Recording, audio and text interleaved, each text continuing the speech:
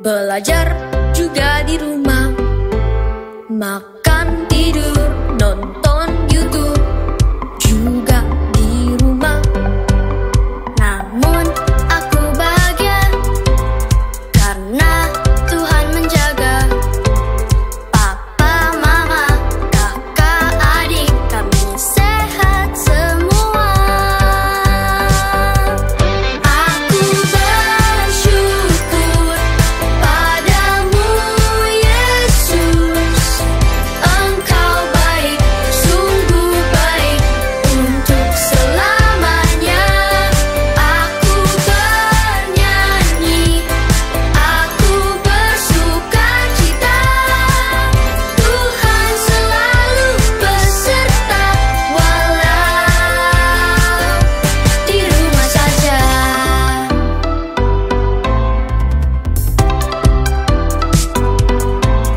Online service di rumah, memuji menyembah Tuhan dengan semua teman-teman juga kakak tersayang.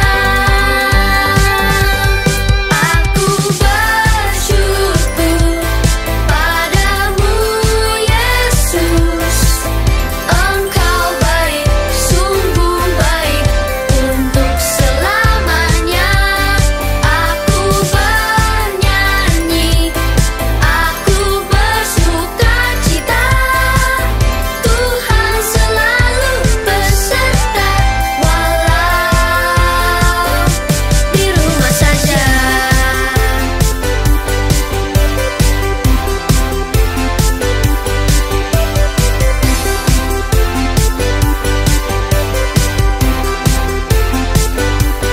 Aku bersyukur padamu Yesus, Engkau baik, sungguh baik untuk selamanya. Aku bernyanyi, aku bersukacita, Tuhan selalu beserta walau di rumah saja.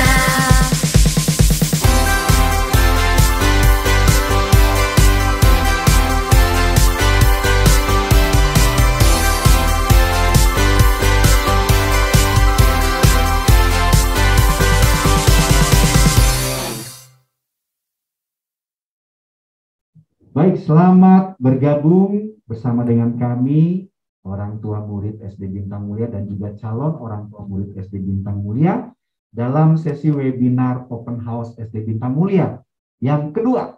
Saya Mr. Ivan Hernandi dan juga masih ditemani dengan rekan saya. Ya, selamat pagi Bapak Ibu. Perkenalkan, nama saya Miss Sagita Kirana.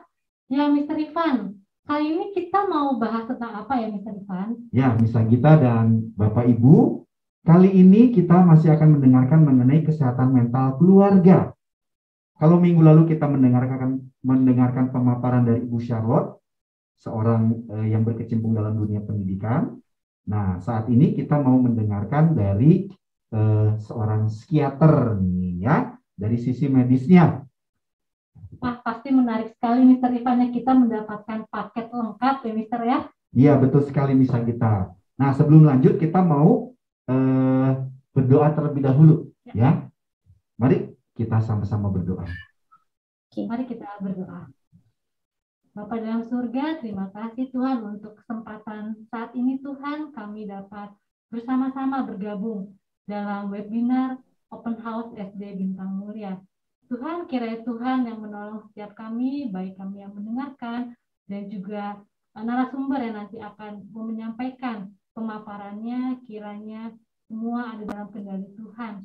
Kami dapat mendapatkan berkat Tuhan, kami dapat menolong setiap anak-anak kami maupun diri kami sendiri dalam kaitannya dengan kesehatan mental.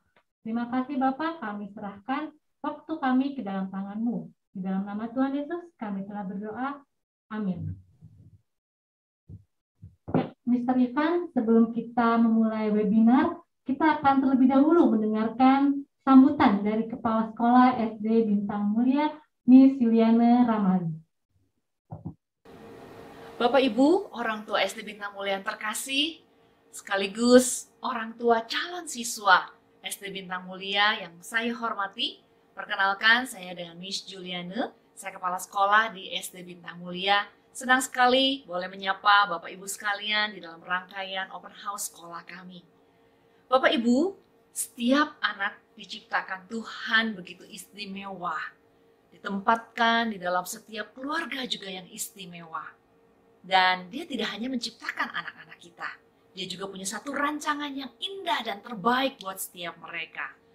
Kita sebagai orang tua yang dipercayai Tuhan memiliki anak-anak, Tuhan mau kita mendidik dan membesarkan mereka sesuai dengan rancangannya. Dan ternyata selain orang tua di rumah, Tuhan menyediakan juga para pengajar dan guru-guru untuk anak-anak kita. Untuk itulah SD Bintang Mulia hadir bagi putra-putri Bapak Ibu. Sekolah kami rindu mendidik, mengajar, membesarkan putra-putri Bapak Ibu bersama dengan Bapak Ibu untuk menggenapi rancangan Tuhan dalam kehidupan setiap mereka. Banyak orang bertanya, bagaimana sekolah SD Bintang Mulia merancang konsep program pendidikan yang sejalan dengan rancangan Tuhan tersebut di dalam kerangka pendidikan Kristen? Iman, integritas, dan ilmu merupakan inti dari konsep sekolah Bintang Mulia yang dituangkan dalam program secara menyeluruh, terintegrasi, dan juga mampu menghasilkan perubahan dalam diri anak, mencakup aspek kognitif, kerohanian, emosi, keterampilan, dan juga karakter. Sehingga akhirnya anak-anak akan menjadi pribadi yang sungguh dipersiapkan menjadi berkat bagi banyak orang, menjadi kebanggaan yang memuliakan nama Tuhan dan akhirnya memberkati dunia ini. Sebagai institusi pendidikan dasar, Sekolah SD Bintang Mulia sangat menekankan kepada pendidikan dan juga pengajaran yang sifatnya pun mendasar. Dalam hal spiritualitas, kami mengadakan ibadah setiap pagi. Kita rindu anak-anak boleh bertemu menyapa Tuhan setiap pagi. Ibadah mingguan setiap minggunya. Kegiatan shepherding membahas firman Tuhan. Dan juga program kerohanian-kerohanian lainnya. Mengajak anak-anak untuk semakin mengenal Tuhannya, mengenal dirinya, dan juga mengenal sesamanya. Spiritual yang semakin bertumbuh sesuai dengan usianya harus diiringi juga dengan perubahan karakter yang semakin serupa dengan Kristus.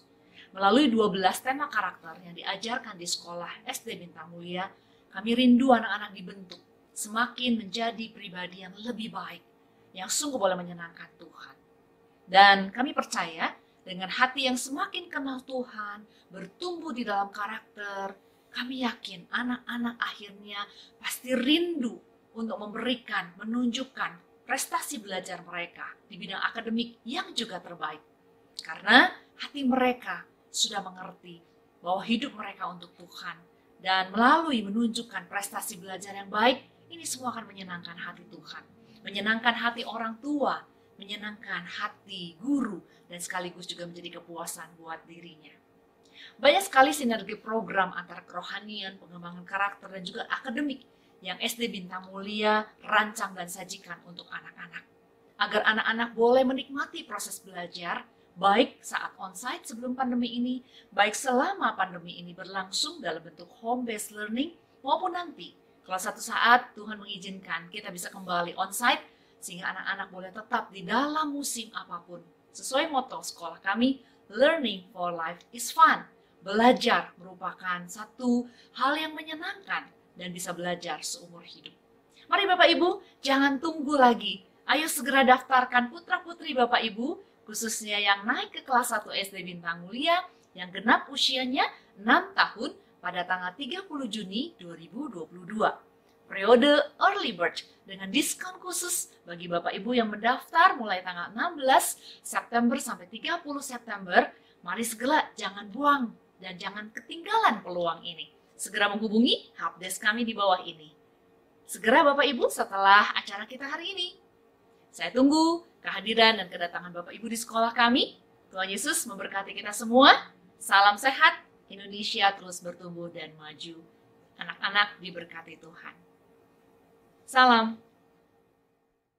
Ya, bisa kita bisa tolong bacakan kurikulum vitae dari pembicara kita saat ini. Oke, baik Mr. Ivan. Pembicara kita kali ini adalah seorang dokter, Dr. Vivi Bagja Praja, SPKJ. Pendidikannya adalah dokter umum Fakultas Kedokteran Universitas Pajajaran, psikiater di Fakultas Kedokteran Universitas Pajajaran, dan saat ini pekerjaannya adalah sebagai psikiater di Santosa Hospital Bandung Sentral, Pajajaran Medical Center Bandung, dan Klinik Kian Sehat Bandung. Beliau juga aktif berorganisasi sebagai pengurus Perhimpunan Dokter Spesialis Kedokteran Jiwa Cabang Bandung dan sekitarnya, dan juga anggota Ikatan Dokter Indonesia Kota Bandung. Dr. Vivi juga melayani sebagai Lauscher Angelic Choir GII Hokim Tong, dan juga sebagai tim pengurus medis Yayasan Misi Parusia GII Hokim Tong. Ya, tanpa berlama-lama, mari kita sambut Dr. Vivi. Ya, Dr. Vivi, selamat bergabung bersama kami untuk siap-siap memaparkan materi Ibu ya, materi dokter ya Bu ya. Bagaimana kabarnya nih Dok? Ya, Terima baik-baik, kasih. sehat. Ya, Terima kasih puji juga atas Tuhan. undangannya. Iya. Nah, tanpa berlama-lama lagi, silakan Dr. Vivi waktu dan tempat untuk memaparkan materi yang sudah dokter siapkan. Oke. Terima kasih banyak pada Pak Ivan dan juga Miss Gita yang telah membuka acara ini. Saya sungguh bersyukur kepada Tuhan, saya diberikan kesempatan untuk berbagi. Ini untuk pertama kalinya buat saya untuk bisa berbagi dengan rekan-rekan orang tua ataupun calon orang tua siswa Bintang Mulia School ya. Ya semoga apa yang akan kita paparkan ini, kita bahas hari ini bisa bermanfaat. Tema yang diberikan pada saya adalah tentang Healthy Parents, Happy Kids.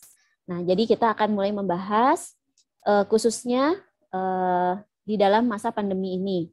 Jadi sebentar saya akan membahas tentang COVID-19 update. Nah, sampai pada hari terakhir ini saya update tanggal 5 September, ternyata secara global sudah ada 224 negara yang terdampak oleh COVID-19 ya. Pandemi ini betul-betul sangat mempengaruhi banyak situasi di negara kita maupun juga secara global. Kalau di negara kita sendiri dengan positif sekitar 4 juta orang, yang sembuhnya memang 3,8 juta, tapi juga tidak sedikit yang memang akhirnya tidak tertolong, 135.861 ini ya untuk hari ini. Kemudian dampak dari COVID-19 ini ternyata bukan hanya pada sektor kesehatan, mungkin itu yang paling besar mungkin terdampaknya ya, tapi juga ada di sektor ekonomi dan pembangunan, tentu saja mengganggu sekali. Dan itu dirasakan juga oleh masyarakat, misalnya dalam hal bagaimana mencari pekerjaan atau yang sudah punya pekerjaan juga itu terdampak gitu ya. Dan pembangunan juga banyak yang harus misalnya dana-dana pembangunan dialihkan kepada dana kesehatan. Kemudian pendidikan tentu saja ini juga sangat terpengaruh ya, bagaimana situasinya sungguh sangat berbeda kalau harus PJJ dengan PTM gitu ya. Itu juga satu tantangan buat guru-guru maupun juga anak-anak sekolah. Kemudian di bidang pariwisata juga bahkan politik dan keamanan. Jadi ternyata COVID-19 ini dampaknya sangat-sangat besar. Nah, kesemua yang tadi sudah disebutkan itu dapat menjadi sumber stres atau stresor secara psikososial, artinya secara psikis dan juga secara sosial. Karena pandemi ini ternyata membawa satu kekhawatiran ya, bahwa karena sangat infeksius bisa menular, bahkan dikabarkan yang varian-varian baru daripada virus COVID ini sungguh cepat sekali menular, sangat infeksius. Begitu juga segala limitasi yang kita hadapi, misalnya limitasi di rumah sakit, tenaga kesehatannya sendiri, obat-obatan, alat kesehatan, itu semua juga menjadi suatu sumber stres atau stresor secara psikososial. Kemudian kita juga dibanjiri dengan infodemi ya, info-info. Bukan hanya pandemi penyakit saja, tapi sebetulnya info juga gitu. Begitu banjir info, bahkan mungkin sebagian juga adalah info-info yang tidak tepat atau hoax-hoax gitu. Tapi itu sudah cukup gitu, sudah bisa untuk menimbulkan stres atau sebagai stresor secara psikososial. Kemudian ini nih yang sangat berkaitan ya dengan siswa atau mahasiswa itu adalah bekerja secara atau belajar secara daring. Nah, ini juga punya tantangannya tersendiri kalau sesuai dengan yang sudah sempat dibahas ya oleh pembicara yang sebelumnya, saya juga mengikuti, yaitu dengan Ibu Charlotte, bagaimana anak-anak itu mungkin hanya bertahan beberapa menit saja ya waktu pas lagi belajar daring itu, kemudian berikutnya adalah sudah bosan gitu dengan hanya melihat screen saja gitu ya, atau bahkan sebagian pasien-pasien saya yang mahasiswa juga atau yang siswa SMA gitu, mereka bilang, oh nggak apa-apa dok kalau misalnya di off-kan juga videonya gitu, yang penting absen gitu. Nah, padahal entahlah merekanya kemana gitu ya. Tentu saja ini juga menjadi suatu hal yang membuat stres dan jenuh. Kemudian dari PPKM, kebijakan ini sendiri juga sangat berpengaruh ya kepada sektor ekonomi dan pariwisata, serta adanya stigma negatif terhadap orang-orang yang mungkin menjadi penyintas atau survivor daripada COVID, atau misalnya yang keluarganya juga ada yang tidak tertolong misalnya gitu, itu menjadi stigma negatif, oh takut gitu untuk berrelasi lagi, berkontak lagi, padahal sudah dinyatakan sembuh. Nah ini bisa menjadi sumber stres ya. Nah inilah dia, COVID itu lagi-lagi bukan hanya berpengaruh pada kesehatan secara fisik, tapi ternyata kesehatan secara mental. Di sini kita bisa lihat ya, mental health yang kondisi gangguan mental health atau kesehatan jiwa yang terbanyak didapatkan adalah anxiety atau kecemasan, depression atau depresi, dan juga stres atau trauma. Kenapa sih bisa seperti itu? Kita lihat di beberapa faktor di sebelah kiri dan kanan yang mempengaruhi mental health. Ternyata ya sama sih seperti yang tadi disampaikan ya, adanya kekurangan pengetahuan misalnya tentang penyakit infeksius ini, kemudian kurangnya pengetahuan tentang perilaku kesehatan, dan sebenarnya harusnya sih tidak boleh mengelak lagi ya, karena sudah sangat digembar-gemborkan bagaimana cara protokol kesehatan, tapi ada saja orang yang memang sepertinya tidak peduli gitu dengan hal itu. Kemudian misalnya ada problem ekonomi, ada perubahan dari pola tidur dan nutrisi, ada problem tidur dan konsentrasi, kemudian mengalami satu kondisi perubahan yang sangat besar dan sulit beradaptasi, kemudian juga dampak daripada media sosial atau mengalami karantina atau isolasi mandiri. Nah, semuanya itu berdampak sangat pada kesehatan jiwa karena bisa jadi ada ketakutan, kecemasan terhadap kesehatan diri sendiri ataupun keluarga kita. Nah, dari PDSKJI atau Perhimpunan Dokter Spesialis Kedokteran Jiwa Indonesia, dalam 5 bulan-bulan pertama setelah pandemi telah berhasil membuat suatu kuesioner self-examination atau swaperiksa. Jadi nanti para orang tua atau misalnya guru-guru juga boleh mencoba masuk ke dalam website ini, pdskji.org, dan di beranda atau di home-nya itu ada yang saya sudah lingkari yang di bawah ini yang warna kuning ya, swaperiksa untuk cemas, depresi, trauma, dan bunuh diri gitu. Ini dibuat waktu itu segera setelah pandemi. Dan ternyata dalam 5 bulan saja setelah pandemi COVID ini, ada 4.010 orang yang sudah melakukan swab periksa ini, didapatkan bahwa 64,8% pengguna daripada swab periksa ini mengaku mengalami masalah secara psikologis, dan juga bukan hanya secara fisik ya. Kemudian kebanyakan itu adalah perempuan, dan dari alat ini didapatkan kebanyakan mengalami trauma, kemudian diikuti dengan cemas dan depresi, dan ternyata masalah psikologis ini terbanyak ditemukan pada kelompok usia 17 sampai 29 tahun dan lebih dari 60 tahun ya. Itu memang sih 17 sampai 29 tahun itu ya SMA dan dewasa muda ya gitu. Memang bukan pada anak SD gitu ya, tapi kita lihat bahwa orang-orang ini adalah berarti mungkin para orang tua muda gitu ya yang punya anak-anak masih kecil, mungkin masih SD ini.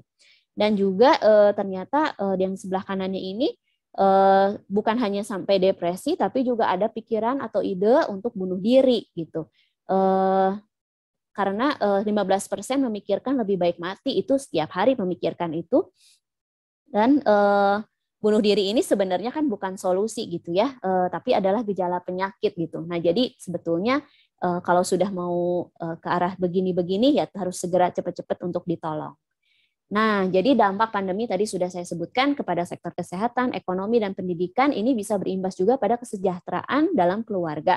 Beberapa pasien saya yang datang itu misalnya dia sebagai ayah atau sebagai ibu, bahkan betul sekali yang waktu itu Ibu Charlotte pernah sampaikan ya, sekarang tuh remaja umur 17-16 tahun itu bahkan datang sendiri ke psikiater Untuk mereka tanpa orang tua mereka datang, mungkin mereka punya dari orang tuanya mungkin punya asuransi ya, atau pakai uang jajannya sendiri datang ke psikiater gitu untuk menyampaikan persoalannya. Dan inilah yang menjadi keluhan-keluhannya gitu ya. Kalau para ayah sih merasa sangat kesulitan ketika penghasilan mereka mungkin diturunkan jadi setengah misalnya gajinya, atau jadi lebih banyak WFH misalnya, jadinya tentu saja gajinya juga misalnya setengahnya, atau bahkan juga akhirnya kehilangan pekerjaan gitu ya. Kemudian sebagai seorang ibu, misalnya asisten rumah tangganya akhirnya terpaksa berhenti kerja karena dikhawatirkan menjadi pembawa juga gitu ya, atau OTG gitu virus COVID ini. Kemudian kurang uang belanja, kemudian juga susah sekali untuk membayar uang sekolah ternyata katanya ya. Kemudian mendampingi anak belajar atau kursus online itu ternyata aduh capek banget ternyata gitu ya. Dan katanya masak terus, makanan di rumah cepat habis, jenuh dan bosan sekali gitu tuh sebagai seorang ibu. Kemudian kalau anak-anak sendiri merasa bosan belajar atau bermain di rumah, terisolasi dari teman atau guru, dan screen time yang meningkat. Nah, ini hati-hati, ada persoalan baru yaitu adiksi gadget misalnya ke depannya. Dan yang paling berat mungkin ini bisa dan juga mungkin tidak tersampaikan ya, adalah bisa menjadi sasaran abuse dari orang tua yang stres gitu. Karena misalnya konflik antara ayah dan ibunya, dan kemudian bisa menjadi anak-anak menjadi pelampiasan dari stres orang tua mereka. Nah, sesungguhnya jadi dari WHO sendiri mengatakan no health without mental health. Jadi betul-betul kesehatan psikis itu sangat perlu untuk diperhatikan gitu ya, karena dan penting sekali agar orang tua berusaha menjaga kesehatan fisik dan jiwanya tetap sehat. Nah, mental health itu sendiri kalau dari definisi WHO adalah suatu kondisi kesejahteraan atau well-being di mana seseorang itu menyadari kemampuan-kemampuannya. Nah, kemudian yang kedua adalah dapat mengatasi stres-stres yang normal di dalam kehidupannya. Kemudian dia juga bisa bekerja secara produktif dan menghasilkan, serta dapat membuat kontribusi untuk komunitasnya. Nah, ini berikutnya kita lihat lagi dari ciri-ciri individu yang sehat jiwa ya. Nah, boleh Papa Mama ini sambil mengecek diri kita masing-masing ya.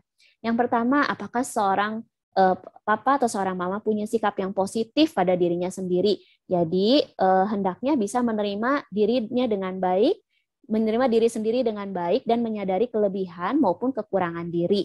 Nah, tapi dalam kacamata positif gitu ya. Jadi kelebihan itu disadari dan dikembangkan, kekurangan diri itu diperbaiki atau bahkan mungkin diisi oleh kelebihan orang lain gitu ya. Apalagi kalau suami istri bisa saling mengisi, itu paling baik.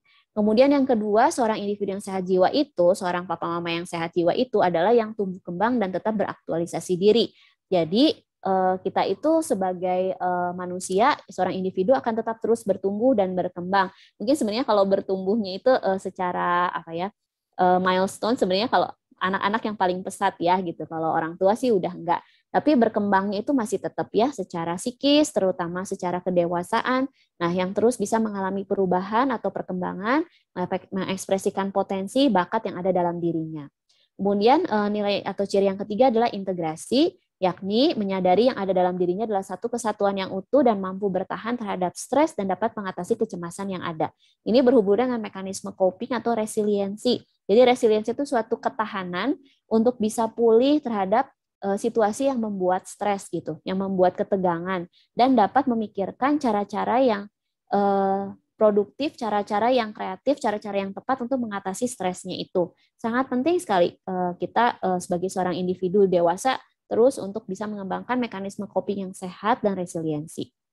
Keempat, memiliki persepsi yang sesuai dengan kenyataan. Jadi memahami hal-hal yang terjadi di luar kita itu sebagai suatu hal yang nyata dan kenyataan itu yang harus diterima, kemudian bisa berubah terhadap informasi atau hal-hal yang baru, jadi senantiasa bisa belajar dan tetap memiliki empati terhadap orang lain. Yang terakhir adalah otonomi, yaitu bisa mengambil keputusan dengan bertanggung jawab, bisa mengatur kebutuhan menyangkut diri tanpa bergantung berlebihan pada orang lain. Nah, jadi 5 nilai ini yang merupakan ciri-ciri individu yang sehat jiwa. Nah, sehat jiwa itu sendiri sebenarnya dipengaruhi oleh 5 aspek ya. Yang pertama ini saya sebutkan adalah yang secara biologis, kemudian secara sosial, psikologis, kultur, dan spiritual. Jadi kalau ngomongin soal kesehatan jiwa itu, nah seringkali kita terjebak dengan pikiran yang mungkin Ibu Charlotte juga sudah sempat sampaikan ya waktu sebelumnya tanya jawab. Kalau misalnya ditanya, sehat jiwa itu ternyata bukan hanya berpengaruh terhadap, maaf ya, misalnya iman atau keyakinan seseorang. Jadi misalnya kalau ada yang tadi ya, contohnya adalah putus cinta gitu, terus dibilangnya kamu mah nggak beriman gitu ya. Atau misalnya anak-anak yang misalnya gagal nih masuk ke jurusan yang pilihannya gitu kan. Terus dibilangnya kamu kurang berdoa misalnya gitu. Nah, seringkali kita begitu mudah untuk mengaitkan dengan hal-hal spiritual gitu. Padahal sebenarnya kesehatan jiwa itu bukan hanya bergantung kepada spiritualitas seseorang, tapi 5 faktor ini nih gitu ya. Secara biologis misalnya memang secara genetik atau misalnya neurotransmitter yang ada di dalam otaknya memang terganggu sehingga menimbulkan gangguan kesehatan jiwa, jadi cemas, jadi depresi, jadi trauma misalnya kayak tadi. Kemudian secara sosial ini sangat penting juga bagaimana lingkungan itu berpengaruh kepada seseorang ya. Ini bisa diterapkan pada orang tua, bisa juga pada anak gitu ya. Jadi misalnya lingkungan keluarganya seperti apa, di sekolah seperti apa, peer groupnya seperti apa, itu mempengaruhi kesehatan jiwa seseorang juga. Dan secara psikologis ini lebih banyak ke misalnya temperamen atau karakter masing-masing orang yang terbentuk mulai dari dia kecil, pola asuh orang tua tuh dibesarkan begitu ya. Kemudian trauma-trauma yang dihadapi, nah itu membentuk satu keunikan psikologi seseorang. Nah yang keempat adalah secara kultur. Jadi ada nilai-nilai budaya tertentu misalnya dalam suatu keluarga. Nah misalnya keluarga ini memiliki satu value seperti ini gitu ya. Jadi padahal mungkin keluarga yang lain dengan budaya yang lain tidak memiliki kultur seperti itu. Nah tapi ketika misalnya seorang anak dituntut misalnya untuk memenuhi value yang sesuai dengan kultur budaya di keluarga itu dan tidak memenuhinya, nah dia akhirnya dianggap sebagai anak misalnya yang gagal dan itu juga sangat mempengaruhi ke kesehatan jiwanya. Nah yang kelima ini bukan paling kecil tapi karena saya sebutkan terakhir gitu ya, tapi ini sebenarnya seringkali dilupakan atau bahkan dikedepankan kayak tadi ya, yaitu secara spiritual. Jadi bukan hanya rutinitas religius, jadi bukan religiusitas, tapi spiritualitas. Bagaimana keyakinan iman seseorang itu betul-betul menjadi suatu hal yang hidup gitu di dalam kehidupannya. Jadi misalnya kamu kurang berdoa, kamu kurang baca firman misalnya gitu ya. Kan itu sebenarnya rutinitas, tapi apakah benar-benar ada relationship antara kita dengan Tuhan kita gitu. Nah, ini ternyata sangat berpengaruh ya pada kesehatan jiwa. Nah, stres pada anak dan remaja ini sendiri, biasanya gejala stres pada anak itu tidak mudah dikenali dan tergantung dari usia. Kemudian stres adalah suatu perasaan yang dialami seorang bila mendapat tekanan dan merupakan kondisi yang dipengaruhi oleh lingkungan. Terjadinya tuh akibat ketidakseimbangan antara tekanan yang dihadapi dengan kemampuan untuk menghadapi tekanannya gitu. Jadi bisa jadi karena misalnya situasi pandemi seperti sekarang ini memang tekanan bertubi-tubi dan itu sangat besar. Nah, kemampuan untuk menghadapi tekanannya itu yang kurang. Jadi kayak tadi yang dibilang resiliensi dan mekanisme copingnya itu yang belum matang gitu atau belum baik ya. Nah, terus stresor yang dialami, dilihat, didengar ini bisa menyebabkan tubuh kita memang mengeluarkan hormon stres yang namanya kortisol. Nah, kortisol itu sendiri efeknya pada tubuh kita itu contohnya misalnya seperti misalnya seseorang yang lagi dikejar sama binatang buas tuh ya. Nah, jadinya pasti dia jadi berdebar-debar tuh, jantungnya jadi misalnya berdebar-debar ya. Kemudian mungkin tekanan darahnya jadi tinggi misalnya ya. Nah, kemudian bisa juga jadinya sering berkeringat. Nah, kemudian juga jadinya was-was gitu ya, merasa tidak bisa santai gitu. Nah, jadi kenapa ada efek pada organ-organ tubuh ini seperti tadi tekanan darah, jantung, kelenjar keringat. Nah, itu adalah disebabkan oleh hormon stres yang teraktivasi terus-menerus ya, karena stresnya dirasakan terus-menerus. Nah, dasar terjadinya stres pada anak maupun remaja biasanya adalah karena beberapa faktor di bawah ini, yaitu kurang komunikasi antara orang tua dan anak, orang tua yang terlalu sibuk, terus anaknya juga bingung mau nyampeinnya, atau merasa, aduh kayaknya nggak nyambung deh kalau ngomong sama papa mama gitu ya. Jadi anak-anak bisa stres. Kemudian pola asuh orang tua. Nah, pola asuh juga kalau misalnya terlalu mengabaikan atau justru terlalu otoriter juga bisa membuat anak menjadinya tidak nyaman untuk menyampaikan ke orang tua. Kayak pasien-pasien saya tadi, datang sendirian, umur 16, 17, pakai uang jajan sendiri, atau mungkin dia punya asuransi, datang dan saya bilang, mana orang tuanya? Oh, papa mama nggak boleh tahu, dokter jangan kasih tahu, gitu.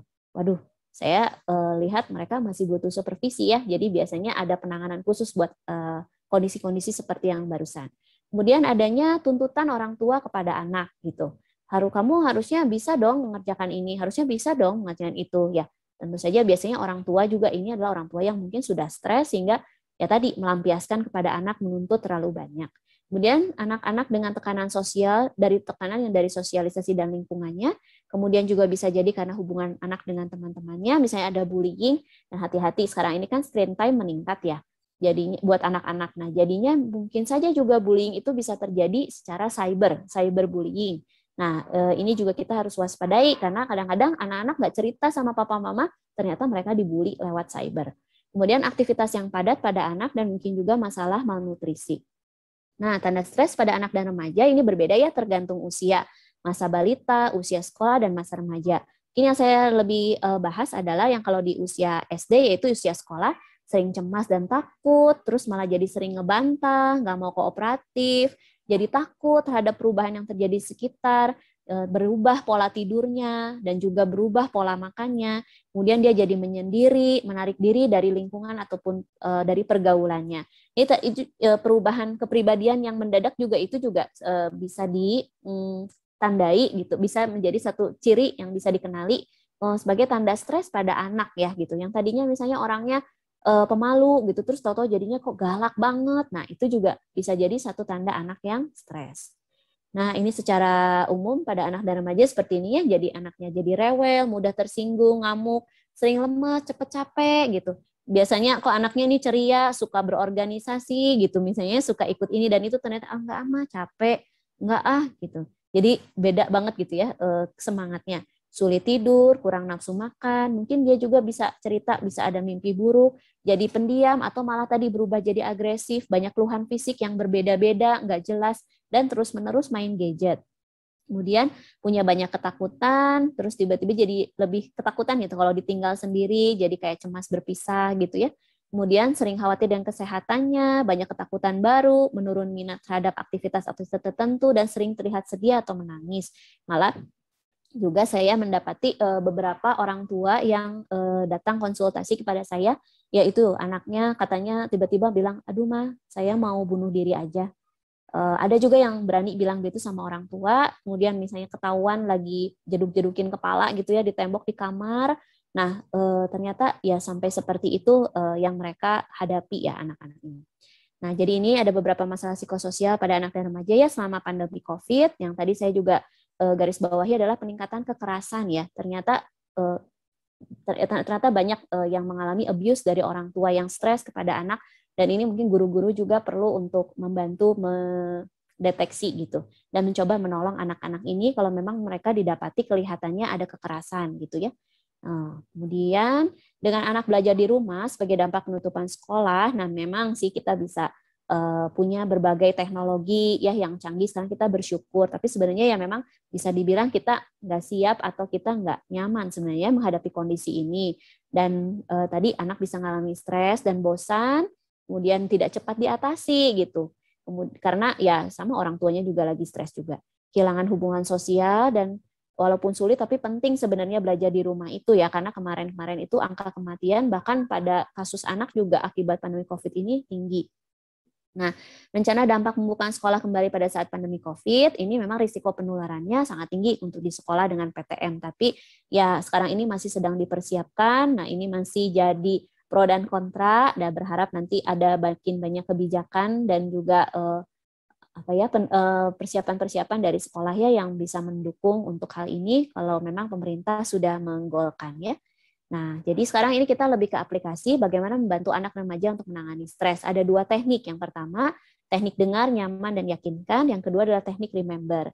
Nah, ini yang bisa dilakukan oleh orang tua awal ya, sebelum kalau misalnya memang tidak berhasil, ya boleh segera konsultasi dengan psikiater anak atau psikiater umum, psikolog, dan tenaga kesehatan yang lain. Yang pertama tadi teknik mendengarkan, nyaman, dan meyakinkan. Jadi berikanlah kesempatan kepada anak untuk membicarakan tentang apa yang mereka rasakan. Itu jadi mungkin perlu datang ke kamarnya, misalnya terus bagaimana kabar dia hari ini di sekolah online-nya. Terus kamu coba cerita sama mama atau sama papa. Doronglah mereka untuk berbagi pikiran gitu. dan untuk menyampaikan apa yang mereka rasakan. Nah, untuk juga mengajukan pertanyaan gitu ya. Mendingan mereka nanya sama kita daripada misalnya sama yang lain-lain dan akhirnya mungkin tersesat jadinya gitu ya. Kemudian yang kedua adalah membuat nyaman. Jadi kita pakai cara sederhana untuk membuat anak merasa nyaman. Misalnya contohnya bercerita, nyanyi sama mereka, berdoa bareng. Mungkin tadi kan ada family altar ya barengnya sempat dibahas juga sebelumnya, dan mungkin melakukan berbagai permainan gitu keluarga ya. Dan jangan lupa ya ini ya, pujilah mereka sesering mungkin untuk setiap hal kecil, keberanian, kesuksesan mereka gitu ya, yang sudah mereka lakukan. Tunjukkan pada mereka kasih sayang, perhatian, dan kalau mereka juga tetap perhatian, misalnya kakak sama adik atau adik sama kakak, itu juga perlu dipuji gitu ya. Dan yang ketiga adalah yakinkan anak-anak bahwa Anda sebagai orang tua siap untuk menjaga mereka tetap aman dan berikan mereka informasi yang benar dengan porsi yang benar. Jadi nggak usah terlalu menakut-nakuti, ya misalnya, kamu tuh harus cepat cuci tangan ya, pakai ini gitu. Mereka juga udah tahu sebenarnya gitu ya. Nah, jadi mungkin diingatkan, tapi juga berikan ruang untuk memberikan mereka kepercayaan. Ya, berikan mereka informasi yang benar dengan porsi yang benar. Nah, kemudian teknik yang kedua adalah remember. Ini adalah akronim ya, seperti ini ya. Jadi yang pertama reassure them, empower them, maintain your own calm, engage them, manage their emotions, beware, educate them, dan rutin. Nah, jadi ini akan satu-satu kita bahas. Nah, jadi yang pertama tadi remember itu R, yaitu reassure them. Jadi biarkan anak-anak mengetahui bahwa kita sebagai orang tua itu akan tetap berada di sana, berada buat mereka untuk menjaga mereka tetap aman. Dan kalaupun misalnya kita agak keras sama mereka gitu ya, mengingatkan, jangan lupa memberitahu mereka, ingatkan lagi bahwa itu karena papa mama sayang sama kalian gitu ya. Kemudian yang kedua, empower them. Berikan kesempatan mereka untuk mempelajari dan melakukan hal-hal yang kecil maupun sederhana itu dengan diberikan contoh gitu ya. Misalnya memberikan bantuan, memberikan empati. Memang kita semua lagi susah gitu zaman sekarang. Tapi kalau kita bisa memikirkan, oh ternyata kita bisa berbagi dengan orang-orang lain juga gitu ya. Kemudian yang ketiga adalah maintain your own calm. Jadi pertahankan ketenangan orang tua sendiri sebab anak-anak akan melihat, meniru apa yang dilakukan. Nah, mereka itu akan lebih mencontoh apa yang dilihat daripada melakukan apa yang didengar. Itulah anak-anak begitu melihat orang tuanya ya. Kemudian yang keempat adalah engage them. Ikut sertakan mereka dalam kegiatan keluarga untuk menghabiskan waktu bersama di rumah. Seperti tadi doa bersama, refreshing bersama, bahkan mungkin bersih-bersih rumah bersama gitu. Supaya mereka tetap merasa dirangkul ya. Nah, ini slide saya yang terakhir. Nah, yang kelima adalah manage their emotion. Jadi berikan kesempatan pada mereka tadi ya untuk bisa bertanya, yang didengar tadi, mendiskusikan perasaan, bagaimana hal-hal yang pikiran dan perasaan mereka itu mempengaruhi diri mereka, dan sama-sama dicari solusinya gitu. Jadi kita tidak terus berkutat kepada masalahnya, tapi segera cepat ke solusinya. Kemudian yang keenam adalah beware, hati-hati dengan paparan media, bisa menakutkan atau melelahkan ya. Jadi, dan itu juga sama buat orang tua juga. Jadi 1-2 jam aja setiap harinya. Kalau bisa sih nggak usah lagi lah grup WA yang misalnya cuman sharingnya hal-hal yang bikin khawatir, ya udahlah kalau misalnya gitu izin leave dulu misalnya gitu ya. Nah, jadi supaya exposure terhadap hal-hal yang tidak perlu atau hoax atau hal yang mengkhawatirkan itu jadinya terbatasi. Kemudian yang ketujuh, educate them. Hal ini bisa menjadi kesempatan untuk mendidik mereka tentang kebiasaan baik ya, seperti misalnya cuci tangan, atau misalnya membicarakan pekerjaan seorang tenaga kesehatan tuh gimana sih gitu. Jadinya tuh beritanya tidak menakutkan, jadi malah jadi suatu pengetahuan baru, wawasan baru buat mereka. Yang terakhir adalah rutin, tetap bersama mereka melakukan kegiatan rutin sebanyak yang kita bisa, seperti makan malam bersama, nonton film bersama, olahraga bersama, dan sebagainya. Oke, sekian dan terima kasih. Semoga apa yang disampaikan ini sudah bisa bermanfaat dan kita nanti mungkin kembangkan di sesi pertanyaan ya. Wow, hari ini kita mendapatkan banyak sekali pencerahan nih, ya, bagaimana mengenal gejala gangguan kesehatan mental anak agar kita siap-siap how to handle it, dan juga mencari dan mempunyai strategi yang efektif ya dok ya, bagaimana mengatasinya. Ya, betul sekali. Dan sekarang kita masuk dalam sesi pertanyaan ya dok ya. Ada beberapa pertanyaan yang masuk yang mungkin bisa dijawab oleh Dr. Vivi ya. Pertanyaan yang pertama dok, di tengah kondisi pandemi yang tak menentu ini ya dok ya, bagaimana sih caranya agar kesehatan mental tetap terjaga? Mungkin juga bisa dilihat dari sisi orang tua gitu ya dok ya, sebagai orang dewasa, dan juga sisi anak-anak. Silakan dok. Baik, terima kasih untuk pertanyaannya. Jadi betul ya, kalau tadi kan disebutkan bagaimana menjaga kesehatan mental di masa pandemi ini, yaitu berlaku buat orang tuanya, bisa juga berlaku buat anak-anak. Nah, jadi tapi memang karena anak itu mencontoh kepada orang tua, jadi betul perlu dimulai dari orang tua dulu gitu ya, untuk memberikan contoh bagaimana kepada anak-anak. Karena memang seperti tema kita pada hari ini ya, healthy parents atau happy parents adalah happy kids gitu. Karena sangat-sangat berpengaruh apa yang dilakukan orang tua itu untuk anak-anaknya. Apalagi sekarang banyak di rumah. Nah, jadi beberapa tips mungkin yang bisa dilakukan oleh orang tua di masa pandemi ini yang memang ya stressful tadi ya, banyak hal dari pihak ayah, misalnya soal pekerjaannya, pihak ibu yang pekerjaan domestik yang nggak beres-beres gitu ya, dan juga anak-anak tadi yang jenuh bosan di rumah. Nah, jadi beberapa tipsnya yang pertama adalah untuk mengurangi stres dan meningkatkan kebugaran, itu yang pertama adalah berhenti sejenak dan bernafaslah. Berhenti sejenak itu jadi seperti boleh ambil me time ya. Me time refreshing buat masing-masing orang tadi, buat papa, mamanya, dan juga anak-anaknya. Kemudian boleh mempraktekkan sebenarnya sih ini latihan nafas ya. Namanya itu teknik relaksasi atau breathing juga bisa dibilang seperti itu. Kita ambil nafas perlahan-lahan itu melalui hidung, kemudian dikeluarkan, dihembuskan lewat mulut, gitu ya. Nah, itu bisa dilakukan sekitar 3-5 menit. Nah, ini sangat berguna untuk memberikan sinyal ke otak supaya lebih calm down gitu. Ini juga berlaku kalau misalnya orang tua kayak udah tensinya tinggi, pengen marah aja terus ya. Udah deh cepetan. Ambil waktu untuk sendiri, benar-benar beristirahat, kemudian juga bisa dilakukan tadi ya latihan nafasnya.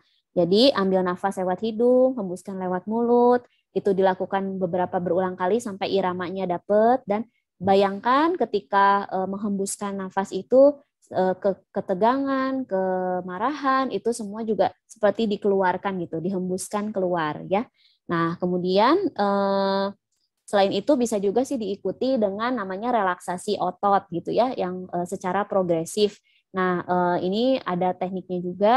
Nah, misalnya setelah tadi breathing, itu sambil breathing, sambil memejamkan mata, sambil membayangkan situasi yang menyenangkan atau yang disukai, kemudian habis itu bisa mulai relaksasi otot, mulai dari kepala sampai ujung kaki gitu. Itu di secara berurutan gitu ya. Misalnya dari kepala dulu, otot-otot kepala, bayangkan jadi lentur, yang tadinya tegang jadi lentur terus sambil tadi breathing seperti tadi.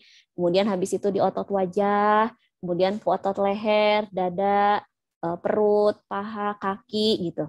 Nah, ini sangat berguna untuk menolong ketika marah, ketika cemas, ketika tegang. Nah, ini bisa dilakukan gitu ya untuk menjaga salah satu upaya menjaga kesehatan mental. Yang kedua adalah tetap terhubung dengan orang-orang yang terdekat.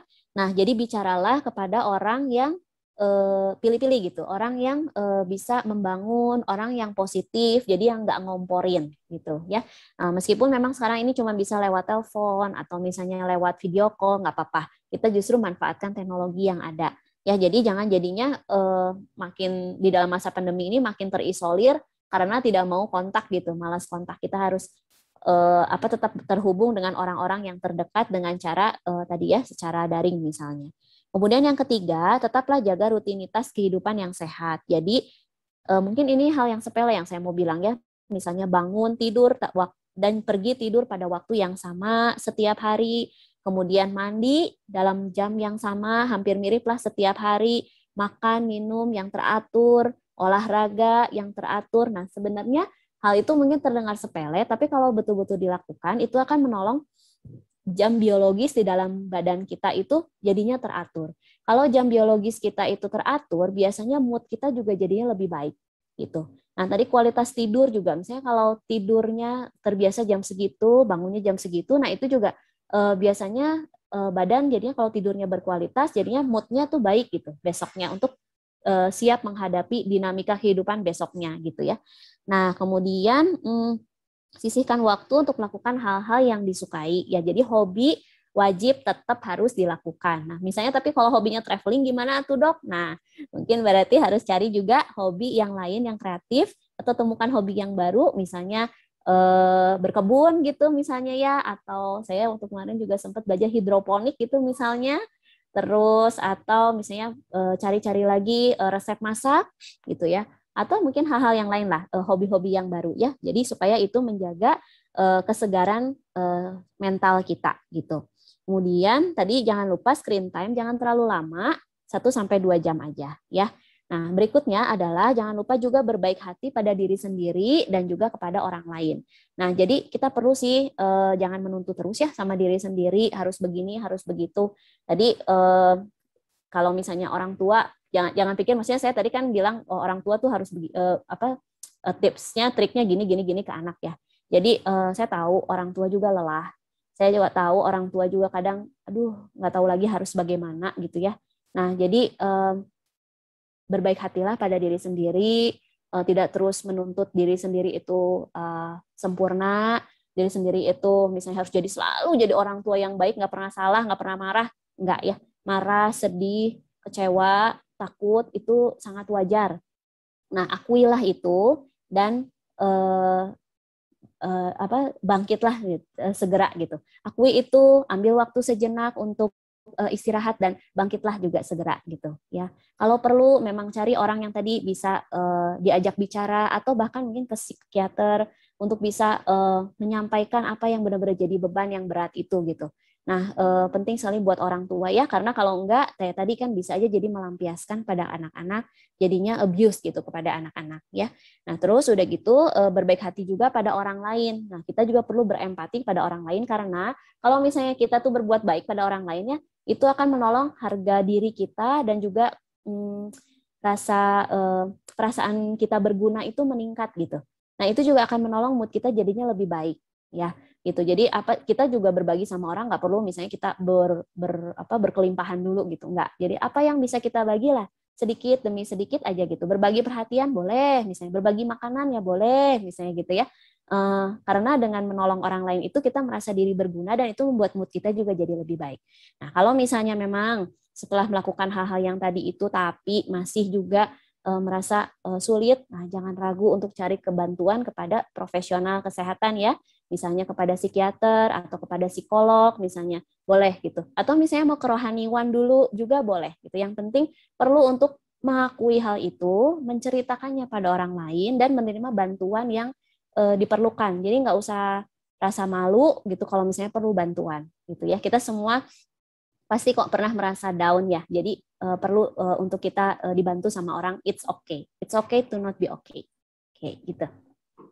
Terima kasih Dok, luar biasa sekali ya Mr. Ivan ya. Tips-tipsnya bisa kita praktekkan gitu ya. Apalagi nomor 1 tadi, me time. Jadi walaupun sudah jadi orang tua, papa dan mama juga masing-masing butuh me time ya Dok ya. Benar banget. Ya, terima kasih. Kalau Misa Gita, me time-nya apa nih Misa Gita? Mr. Ivan mau tahu aja. Silakan Mr. pertanyaan berikutnya. Ya, ini pertanyaan yang selanjutnya ini ya Dok ya. Ya. Bagaimana menghadapi anak yang sempat mengutarakan ingin bunuh diri? Di titik mana orang tua harus aware dalam hal ini? Silakan Dok. Oke. Ya, seperti yang tadi sempat saya sudah bahas sedikit lah ya di pemaparan. Jadi betul sekali beberapa keluarga atau beberapa orang tua itu ya laporan gitu ya pada saya, pada kami gitu sebagai psikiater. Aduh gimana ya Dok ya, anak saya bilang ya umur misalnya SMP gitu ya, atau SD sih memang saya belum dapat, tapi kalau SMP saya mau bunuh diri aja gitu, saya udah nggak tahan lagi mah gitu ya.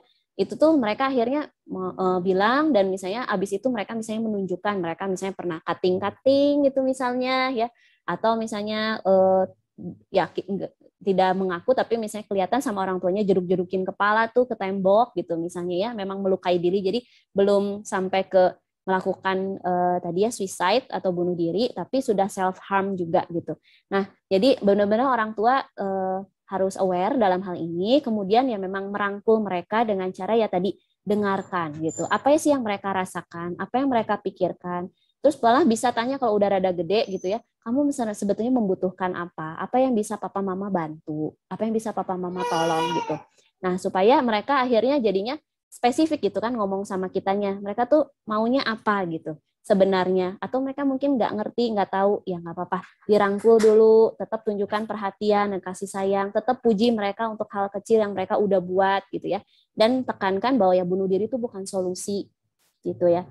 Bunuh diri itu bagian dari penyakit gitu. Dan kebanyakan sih memang akibat gangguan mood yang namanya depresi. Nah, jadi kalau mereka sudah dirangkul, mereka sudah didorong untuk bercerita dan diyakinkan bahwa papa mama ada buat mereka. Nah, kemungkinan besar kalau misalnya memang mereka masih merasa terganggu dengan hal depresinya atau tadi keinginan bunuh dirinya, yaitu harus menghubungi psikiater kelihatannya ya.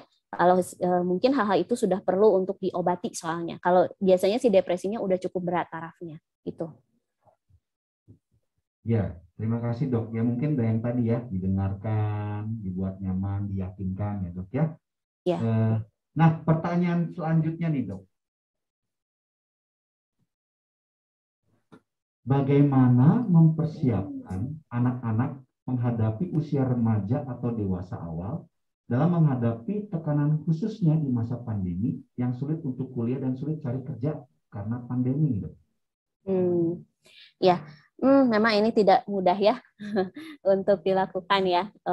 Tapi ya beberapa hal mungkin yang bisa kita coba buat. Nah, yang pertama sih memang sadarilah bahwa anak adalah ya harta yang paling berharga ya, yang Tuhan titipkan gitu kan. Mereka adalah dalam tanda kutip investasi, tapi bukan investasi untuk nanti dieksploitasi ya gitu. Tapi memang jadi sejak kecil, dari mulai mereka sangat kecil dan SD gitu, memang mereka perlu dikasih fondasi-fondasi. Banyak hal menjadi kayak kalau struktur kalau di rumah itu kayak struktur fondasinya gitu ya, disiplin, bagaimana mereka kerja melakukan segala sesuatu itu berusaha yang sebaik mungkin, misalnya dengan rajin, mereka hemat misalnya dan sebagainya gitu. Itu memang perlu dicontohkan dan diajarkan. Jangan lupa ya dicontohkan, karena anak itu nggak akan dengar kalau mereka nggak akan dengar dan lakukan kalau mereka nggak lihat contohnya gitu. Nah, itu dilakukan setiap hari gitu ya. Papa mama berusahalah ya. Memang saya tahu itu tidak mudah, tapi papa mama bisa. Jadilah dulu papa mama itu sebagai satu tim yang solid. Nah, kalau bisa makanya tadi orang tua perlu punya me time atau to time sebenarnya buat waktu untuk berdua. Setiap hari mungkin perlu kalau bisa 10-15 menit sebelum tidur gitu misalnya ngobrol-ngobrol bagaimana sih tentang perkembangan anaknya. Supaya punya kesehatian bagaimana mereka mengasuh anak itu, membesarkan anak. Nah, kalau misalnya kita ada masalah sama pasangan itu biar cepat diberesin. Karena kalau ngegedein anak sendiri itu susah ya gitu. Jadi enak kalau misalnya bisa berpartner dengan pasangan kita. Kemudian ya tadi kasih fondasi hal-hal yang baik pada anak-anak dan yaitu yakinkan mereka bahwa orang tua itu akan menjadi sumber kalau misalnya mereka bingung, nah mereka ngomongnya tapi ke orang tua gitu, jangan ngomongnya dulu ke yang lain gitu. Begini dok, ada pertanyaan selanjutnya nih dok. Bagaimana mempersiapkan anak-anak menghadapi usia remaja atau dewasa awal dalam menghadapi tekanan, khususnya di masa pandemi yang sulit untuk lanjut sekolah, kuliah, dan sulit mencari kerja karena pandemi ini dok? Bagaimana dok? Oke. Ya, memang ini hal yang tidak mudah ya, apalagi tadi di garis bawahi ya di masa pandemi ini benar banget gitu ya, sulit untuk mencari pekerjaan atau tadi mungkin untuk menentukan jurusan kuliah ya gitu. Tapi intinya sebenarnya memang orang tua itu perlu untuk membekali anak sejak dini gitu ya. Nah, jadi misalnya dari kecil sebenarnya dari TK, SD seperti itu. Mereka betul-betul perlu dididik tentang nilai-nilai yang baik itu, misalnya kerajinan, ketekunan, mereka misalnya tepat waktu misalnya gitu ya, hemat gitu. Nah, itu semua jadi bekal, jadi modal untuk nanti suatu hari mereka ya untuk memilih jurusan kuliah atau misalnya nanti bagaimana mereka akan nanti bekerja gitu.